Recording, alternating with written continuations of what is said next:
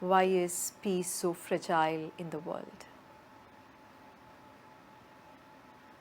What is happening in the United States today makes us wonder if humanity is fundamentally incapable of peace and coexistence.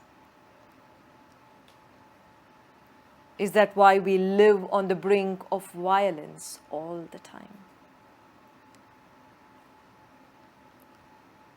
What does it take for one to crush another's throat to death, even as someone is gasping and pleading for breath?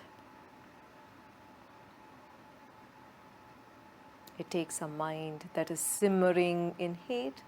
It takes a mind that is simmering in anger for a long time to do such an act of unthinkable cruelty.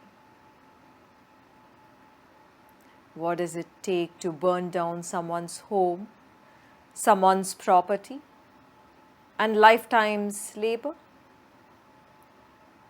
It takes insane amounts of anger and hate again. Every few years, racial violence has erupted in America again and again. Each time it emerged, it was pushed back into the shadows. Has this not happened several thousands of times in the past? We are only repeating history. America over the years has addressed racial violence with values and ideals. When you merely parrot values and ideals, you're simply denying your own inner truth. America has looked up to great leaders to lead their nation to peace.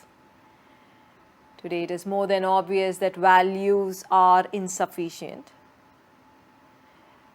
and leaders to whom you could look up to are in short supply.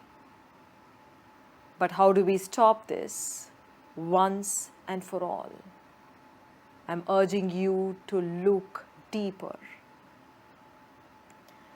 What America needs today and what the world needs today is an authentic immersion in truth.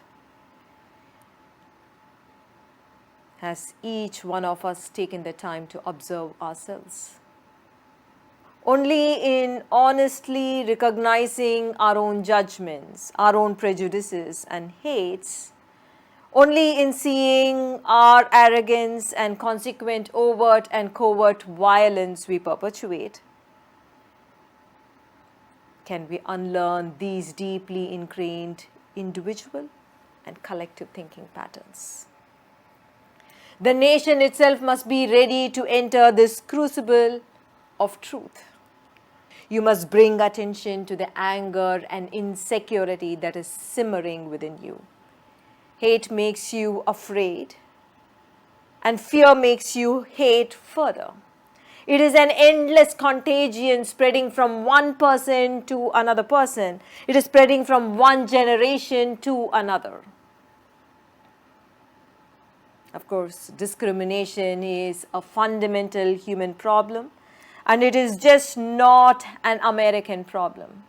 Look at every nation. You will see this ugly and monstrous head emerging from the shadows in different guises. America discriminates on the basis of race. India discriminates on the basis of caste. China discriminates on the basis of class. Middle East discriminates on the basis of religion. And most nations discriminate on basis of gender.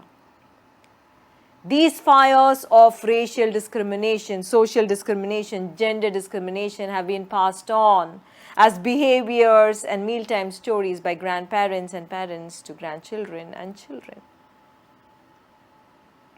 What these behaviors and stories have been building in every generation of people are states of anger, insecurity, hate, and violence. These simmering emotions are buried under the surface until a painful event like this flares it up and then brings it back to surface. It explodes on the world as retaliation, rebellion, killings, and murder. The question we need to ask is, what do we really want? To add more anger and hate into our painful memories and create more such violence? Or to stop these painful events from happening in the world? What do we really want? We need people who are truly peaceful within, lead demonstrations for violence to end. We need vast number of people to meditate for peace in human consciousness. Let us realize we cannot bring peace through violence. We need an inner evolution if we must have a successful external revolution. Humanity has long passed the phase of bloody revolutions. It is time we evolve to use peaceful methods as triggers for change. Every parent and grandparent must become conscious being who passes on beautiful states of connection and oneness to their children and grandchildren through their stories and conversations.